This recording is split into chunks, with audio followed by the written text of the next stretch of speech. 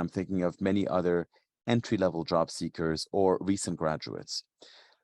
If in a competency model, they haven't had comparable experiences to the job at hand, how can they differentiate themselves and mark themselves up? Because whether you're looking at it at a skills-based level, they don't have the years of experience, may not have that specific education. And if we're talking about, have you done something similar? They probably didn't do it. How would you evaluate them in? Well, there's no question that the lower you go in the organizational hierarchy, it becomes more behavioral focused. But if Martin is a designer, I would say to Martin, hey, let me see some of your designs.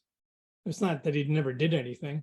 I just like to get a sense. And I know I need someone, let's assume it's creative and user friendly. So I would say, hey, Martin, what do you got done? Let me see what you got. And I've had a lot of people bring in work samples. I've had accountants look at financial statements and an accountant and say, hey, what does this look like? I have a background in some of these fields, so I could tell if someone was snowing me or not. I always say, hey, I'm a layperson, Martin. How would you figure out this user interface if I was using it?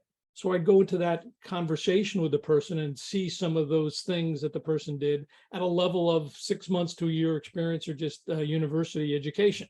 I mean, obviously you got to scale it up or down, but I mean, I remember somebody was telling me they asked their 5-year-old for, I guess the 14, what's your biggest accomplishment? He was talking to his daughter, was from show at school, and his daughter was the #1 salesman selling Girl Scout cookies.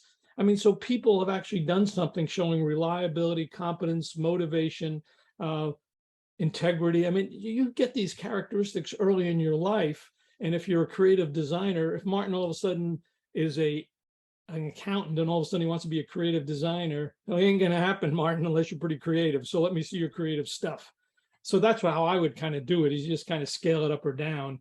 But most people don't go into it. I mean, if somebody asked me as an engineer when I was 20, I was pretty good in math and science and all this stuff, and I had projects and all this kind of stuff. So you could prove it out.